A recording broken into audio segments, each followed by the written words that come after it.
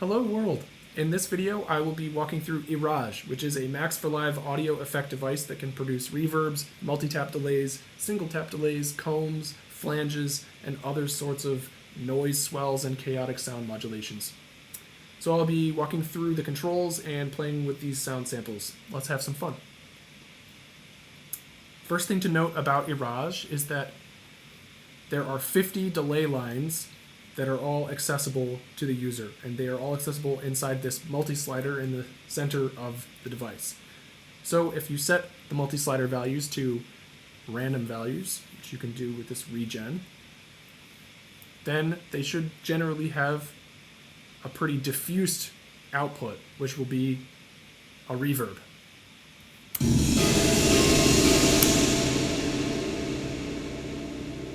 But if we converge them to a few number of points,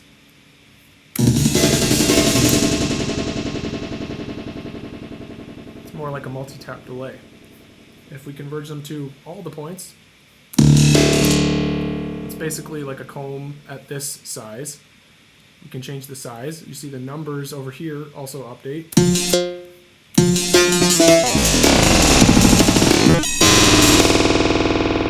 So it can be all sorts of different things with even just a single delay value.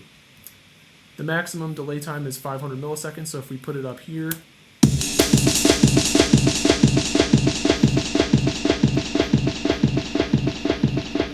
and set the feed all the way to the top, it should just go and go and go. It will feed back for minutes at a time, which can be really, really fun for obvious reasons, but I won't be doing it here.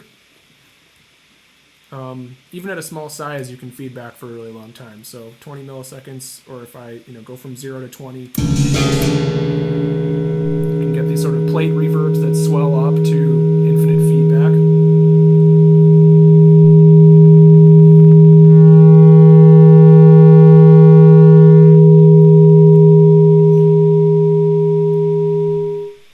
And everything in between.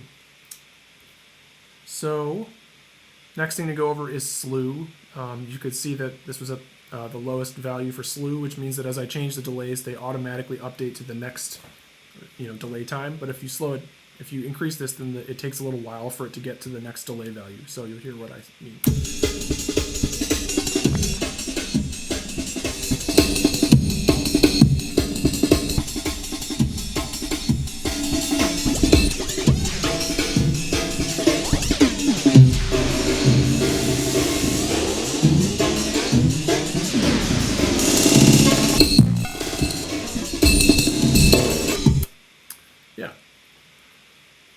Then there is wet, which controls the dry-wet balance, wet gain, which controls the gain on the wet signal. And I've already gone over this multi-slider here. So now we go over to the right panel, and the beginning of that is this range, these two range sliders. They control the minimum and maximum. So if I raise the minimum, they all go with that. Let's just regenerate so I can show the maximum, trims all the top ones down. Minimum moves up the lower ones, so you can, without needing to change the size, sort of start to get a fine-tuned range with that. And that can be really useful when you're running some of these processes that I'll go over next. So the first thing to, talk about when it comes to what you can do with these multi-sliders, this whole region is about how you can sort of automate the movement of multiple multi-sliders at one time. So you can move them to the left, move them to the right, move them up, move them down, and there's an intensity control for both of those directions, so you can make it so it moves more or less. So at the smallest value, it just moves 1 each time. It might be easier to see if I do this. So just moving 1. At the maximum, it moves 6 to the left or right. And with this, if you go to the smallest, it barely moves at all when you move up. Then it moves a little bit when you have it in the middle, and at the top, it moves a whole bunch. You can almost not even see it. Maybe this would be easier.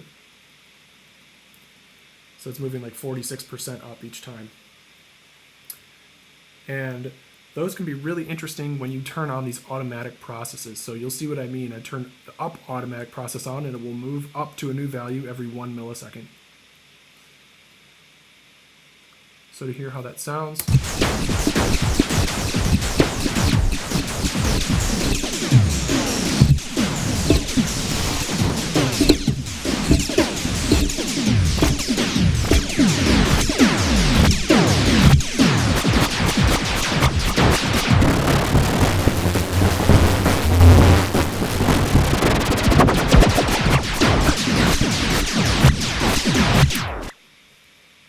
So that's just the up movement. Let's regenerate and do some left-right movement as well.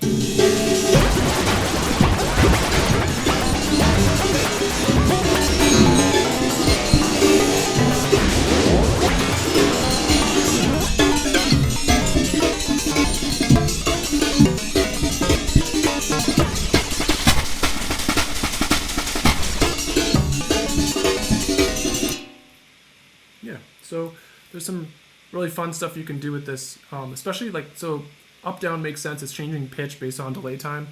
Left right is it's almost like it's still like the same number of, it's still the same delays, but they're in a different order as they go through from, so basically like this is the first delay that receives the audio, and they all are in parallel in a certain sense, but they are also all feeding back onto each other in a little bit. So by moving it left all the way through the system, you actually you're kind of exploring the 50 possible configurations that this matrix of particular delay lines values could have.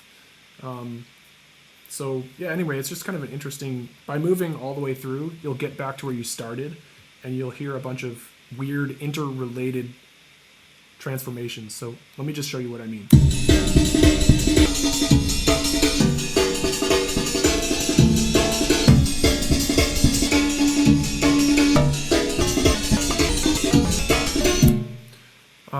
Yeah, so I didn't get all the way through the 50 iterations that it would take to get back to the beginning, but suffice it to say there's some interesting things you can do with just left-right movement.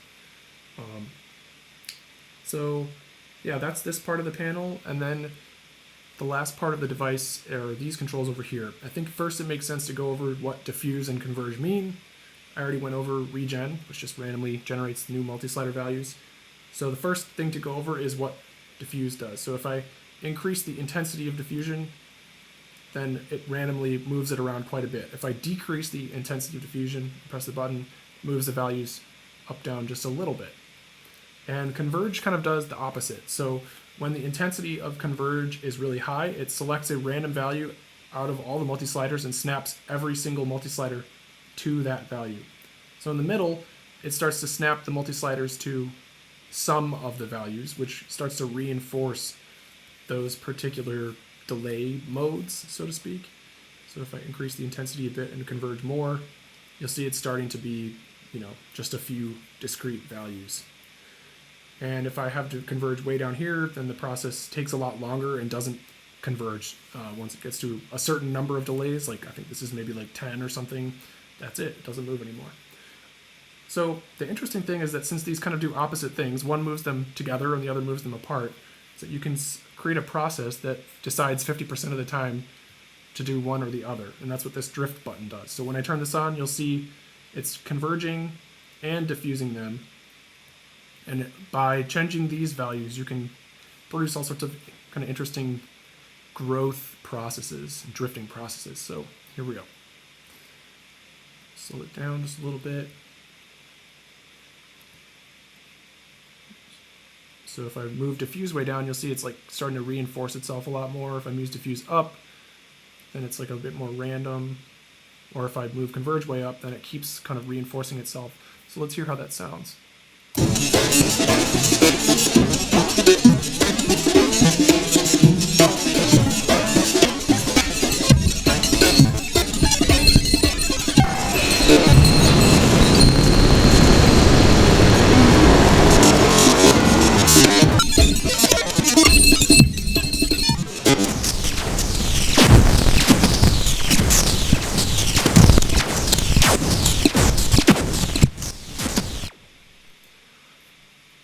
So, that's really just like a really quick run through of the device, all the controls, how it works. I'm going to play with these last two samples for a little bit just to play the video out.